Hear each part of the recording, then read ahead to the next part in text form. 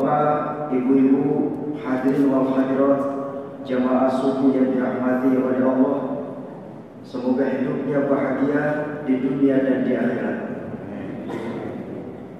Hidup bahagia merupakan dambaan setiap orang. Apapun yang dikerjakan oleh seseorang, tujuannya adalah untuk merasakan kebahagiaan. Seorang petani mencangkul di sawah, tujuannya adalah untuk merasakan kebahagiaan. Seorang nelayan menangkap ikan di laut, tujuannya adalah untuk merasakan kebahagiaan. Seorang karyawan bekerja di kantor, juga tujuannya adalah untuk merasakan kebahagiaan. Apapun yang dikerjakan oleh manusia, tujuannya adalah untuk merasakan kebahagiaan. Sebenarnya semua orang itu bisa hidup bahagia. Semua bisa bahagia bukan mimpi, tetapi suatu kenyataan. Semua bisa bahagia bukan slogan, tetapi suatu kualitas hidup yang bisa diterapkan. Semua bisa bahagia karena kebahagiaan adalah milik semua. Selama ini banyak orang yang memiliki anggapan yang keliru tentang kebahagiaan itu. Ada yang beranggapan bahwa orang yang hidupnya bahagia itu adalah mereka yang memiliki harta kekayaan yang berlimpah, memiliki kekuasaan, pangkat dan jabatan, memiliki ketenaran atau popularitas. Ya, memang ada ungkapan, uang tidak dibawa mati, tetapi kalau tidak ada uang, rasanya mau mati. Orang Makassar bilang, anju duwe katina dia lagi mati, mingga pun tidak duwe, sita mati. Tetapi ada juga ungkapan lain, tanpa uang orang sulit untuk bahagia, tetapi uang semata-mata bukan merupakan jaminan orang lalu jadi bahagia. Sekiranya kekayaan bisa membuat orang bahagia, maka Adolf Merkel, salah seorang terkaya dari Jerman, tidak akan menabrakkan badannya pada sebuah kereta api yang sedang melaju. Sekiranya kekuasaan bisa membuat orang bahagia, maka Vargas, salah seorang presiden dari Brasil, tidak akan menembak jantungnya sendiri. Sekiranya ketenaran atau popularitas bisa membuat orang bahagia, maka Michael Jackson, salah seorang penyanyi terkenal dari Amerika Serikat, tidak akan mengonsumsi obat-obatan sampai overdosis.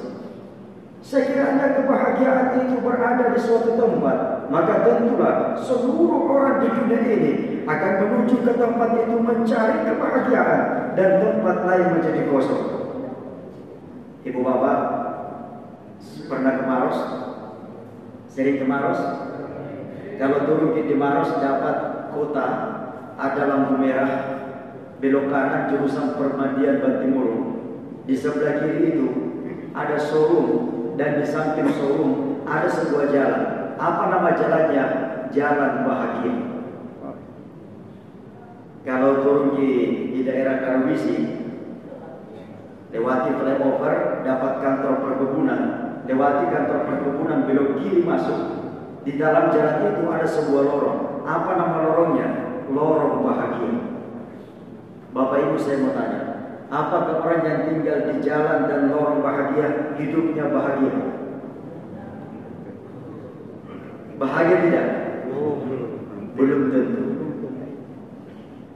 Sekiranya kebahagiaan itu bisa dibeli di toko, maka tentulah kebahagiaan itu akan habis diborong oleh orang-orang kaya dan yang lain tidak kebahagiaan. Ya, ada toko namanya toko bahagia, tapi hanya menjual bahan bangunan, tidak menjual kebahagiaan. Jadi ternyata kekayaan, kekuasaan, ketenaran tidak bisa membuat orang bahagia. Yang bisa membuat orang bahagia adalah Allah dan dirinya sendiri. Kalau kita memiliki kendaraan dengan merek tertentu, kalau ingin nyaman menaiki kendaraan itu, maka tentu kita harus datang kepada pabrik yang memproduksi kendaraan tersebut. Atau paling tidak, datang ke bengkel yang paling tahu seluk-beluk kendaraan itu, sehingga ia tahu spare part apa yang harus diganti, apa yang harus disetting ulang, supaya bisa nyaman menaiki kendaraan tersebut. Benar apa benar, Ibu Bapak? Benar apa benar? Begitu juga kalau kita ingin bahagia sebagai manusia, maka kita harus datang kepada zat yang memproduksi, yang menciptakan manusia. Kalau ingin bahagia sebagai manusia, maka harus datang kepada zat yang paling tahu seluk-beluk kehidupan manusia, yaitu Allah Subhanahu wa Ta'ala. Itu sebab ada seorang tokoh sufi bernama Yahya bin Mu'az Ar-Razi mengeluarkan sebuah ungkapan yang sangat terkenal. Begitu terkenal ungkapannya, ada orang beranggapan itu adalah hadis, padahal itu bukan hadis. Itu adalah ungkapan ulama sufi bernama Yahya bin Mu'az Ar-Razi. Apa ungkapannya? Man arafa nafsahu faqad arafa rabbahu. Siapa yang mengenal dirinya, maka dia akan mengenal Tuhannya. Dalam ilmu tasawuf ada ulama yang diberi gelar sebagai Hujjatul Islam, yaitu Imam Al-Ghazali. Dalam kitabnya yang sangat terkenal berjudul Ihya Ulumuddin, dalam kitab itu Imam Al-Ghazali menjelaskan bahwa seseorang bisa merasakan kebahagiaan ketika hatinya sampai pada maqam atau level yang disebut dengan ma'rifatullah atau mengenal Allah. Konsep ma'rifatullah Imam Al-Ghazali menggambarkan kualitas hati seseorang yang sudah sampai pada derajat takwa. Takwa inilah yang bisa membuat seseorang hidupnya bahagia di dunia dan di akhirat. Setuju? Setuju? Karena itu ibu bapak, kalau cari calon suami untuk anak-anak dan di rumah, carilah calon suami yang berkepribadian. Setuju? Berkepribadian itu artinya punya rumah pribadi, punya kendaraan pribadi, kalau perlu kolam renang pribadi. Adik-adik saya para remaja, kalau cari calon istri, jangan hanya melihat calon istri itu karena cantiknya saja, karena kecantikan itu bukan jaminan. Yang bisa jadi jaminan adalah sertifikat dan BPKB. Dan ternyata tidak semua perempuan itu mandiri. Kenapa tidak semua perempuan mandiri?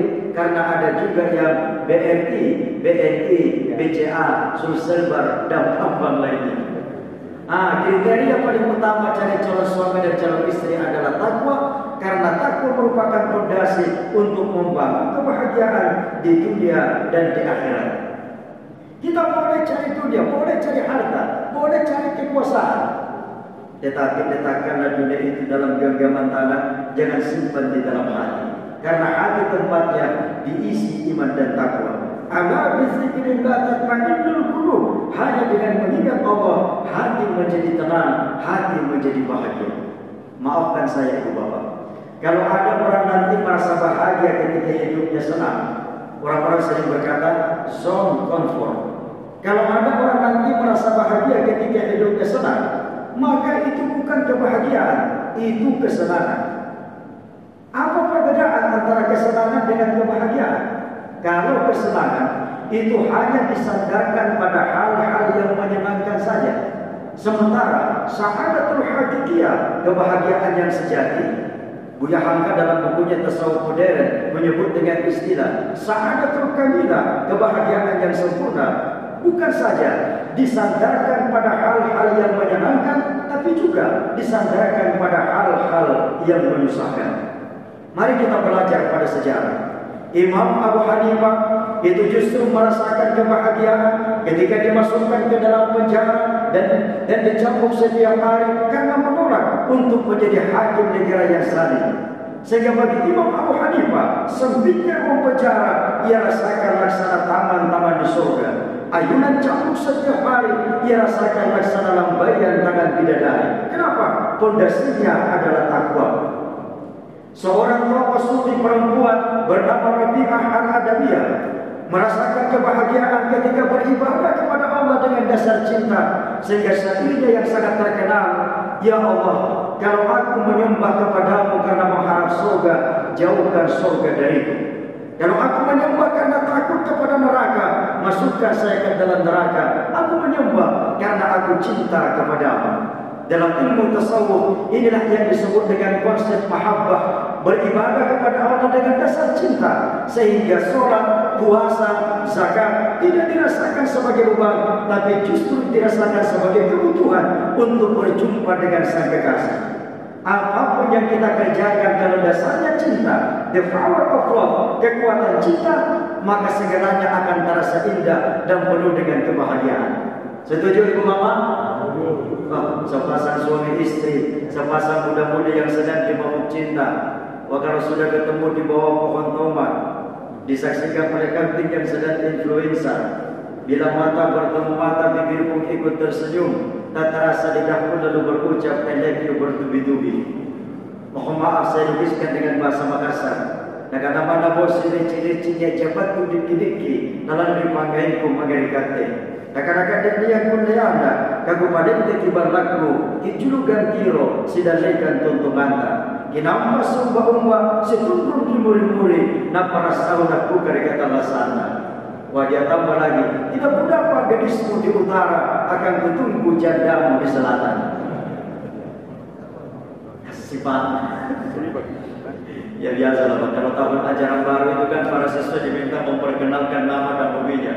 Kata Pak Guru, siswa yang pertama di belakang perkenalkan nama dan hobimu. Oh berdiri, nama saya Pak Baharudin. Apa hobimu Bahar? Hobi saya adalah mancing di kali setiap hari sambil melihat pelangi. Wih, bagus sekali hobimu Bahar, mancing di kali setiap hari sambil melihat pelangi. Oke, tidak apa-apa. Siswa kedua berdiri perkenalkan nama dan hobi tak? Oh berdiri, nama saya Pak Sulaiman. Apa hobimu Sulaiman? Hobi saya adalah jogging di pinggir kali setiap hari sambil melihat pelangi. Wih, kalian berdua satu geng yang suka lihat pelangi. Oke, tidak apa-apa. Sekarang siswa yang paling cantik di depan, perkenalkan nama dan hobimu. Itu masih siswa yang cantik berdiri perkenalkan nama. Nama saya Pelangi. Apa hobimu Pelangi? Hobi saya adalah mandi di kali setiap hari. Sehingga Pelangi itu yang dimaksud. Siapa orang paling bahagia di dunia?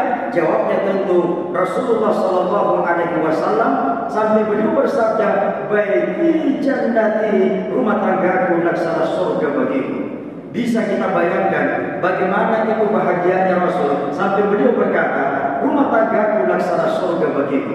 Padahal faktanya Rasul tidur di atas pelepah daun kurma. Pagi-pagi kalau bangun membekasnya kulit beliau. Kadang-kadang Rasul 3 hari sudah makan sampai perutnya diganjal dengan batu, tetapi beliau selalu berkata, baiti jannati, rumah tanggaku laksana surga bagiku.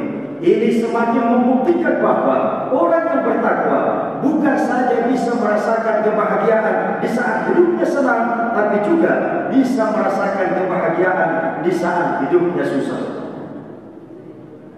Ya tidak sama sebagian rumah tangga sekarang. Bukan yang hadir di sini.